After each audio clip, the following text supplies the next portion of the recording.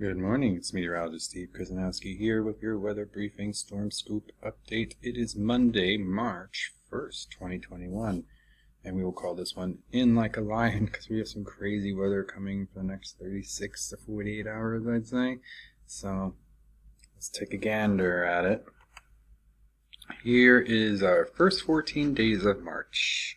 What I can tell you, for a good portion of the country that's been typically cold, it's going to be pretty warm. Although there are some areas that I think can still find some windows, some opportunities for some snow. We'll talk about that later. Still a little bit closer. No organized or severe thunderstorms forecasted by the SPC for the next few days. Just this diagonal line of rain that will continue. Eventually, it will get pushed out midweek from the approaching cold front. But what I wanted to show, and I stole this from NOAA, but the last 24 hours has been pretty substantial in terms of rain. I mean, we're talking almost 3 or 4 inches in some areas. Actually, some approaching 7. I apologize. So we have a bit of a flume right now, and this is the system that's affecting the Mid-Atlantic and the Northeast this morning. So just wanted to take a look at some of the flooding that's been reported from the same system that's approaching there. And then once we move on from the flooding, we now have to move on to the cold air. So cold front will come tonight. We'll call it an Arctic cold front. We'll have some snow squalls. Talk about that in a second. But here are the NAM temps for Tuesday. The actuals are on the top. The wind chills are on the bottom. There's no way to sugarcoat it. It's going to be brutally cold. The rapid comes in even colder. It's just not going to feel good out there, so you don't need to be outside.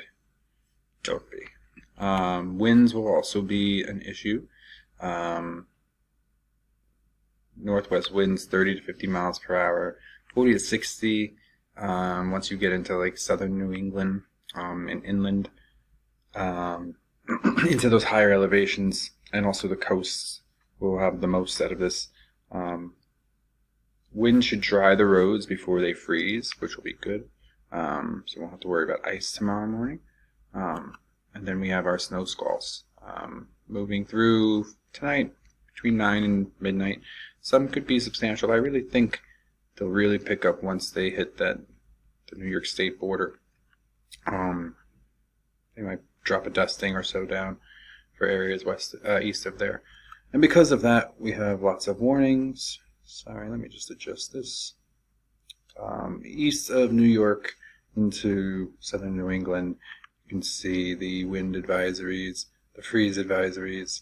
And then finally, I want to look at Sunday. Sunday's still worth watching. The Arrow brought the storm closer overnight. It's back on the map, which is nice. It's still pretty solid miss, but if that high pushes west, this should come closer. So it's a matter of placement. It's still a little too far out, but since it's on there, let's have some fun with it. The season's about to come to an end, right? So it's one more storm. Anyway, that'll be it for me. We'll see you tomorrow.